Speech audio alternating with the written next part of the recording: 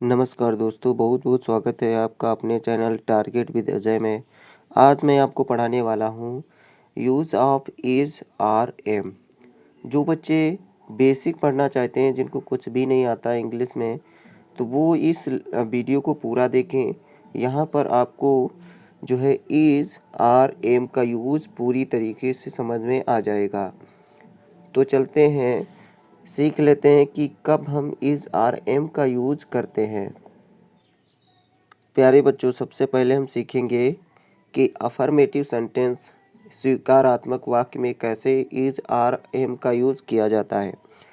तो प्यारे बच्चों, चलते हैं इसकी पहचान पढ़ते हैं कि कैसे हम पहचानेंगे और कैसे हम इज़ आर एम का यूज़ करेंगे। तो ये स्वीकारात्मक वाक्य में कैसे हम इसका यूज़ करते हैं इज़ आर एम का, वो सीखते हैं।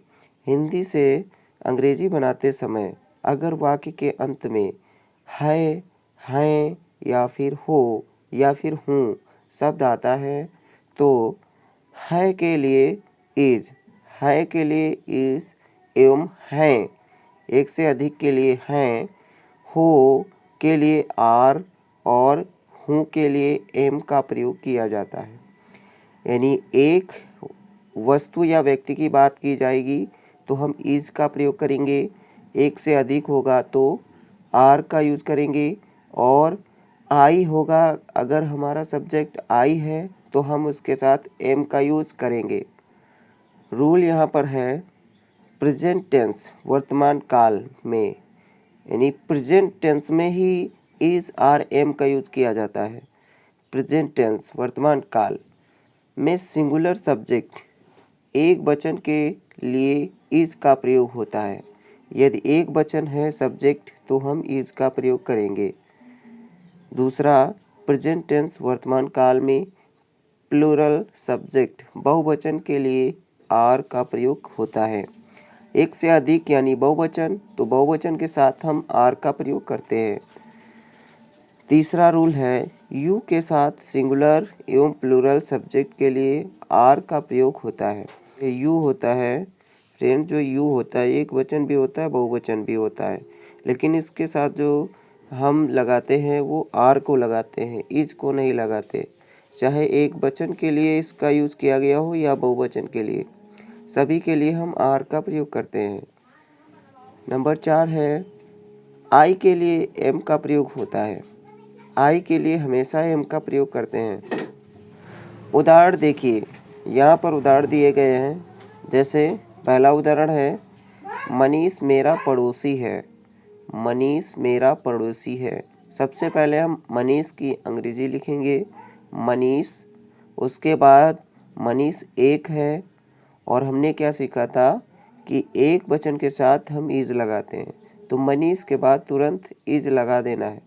तो मनीष इज़, उसके बाद मेरा पड़ोसी ये लिख देना है, तो माई, मेरा की माई, फिर उसके बाद नेबर, तो ऐसे बन गया मनीष इज़ माई नेबर।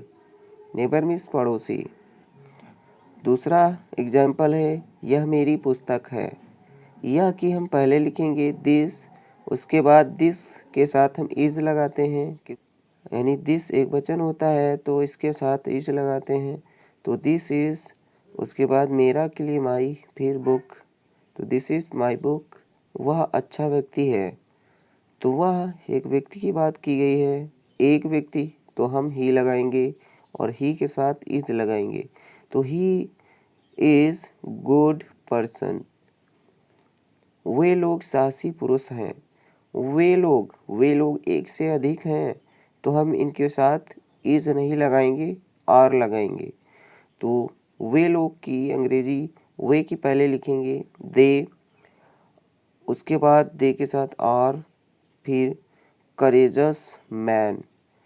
वे लोग की होती है दे, तो दे आर करेजस मैन।